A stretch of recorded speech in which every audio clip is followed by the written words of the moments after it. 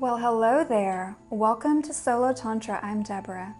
Solo Tantra was created to make Tantra more accessible, without the need to read dozens of books, searching for correct Tantric practices, or traveling the world looking for knowledgeable Tantra teachers that you feel comfortable with.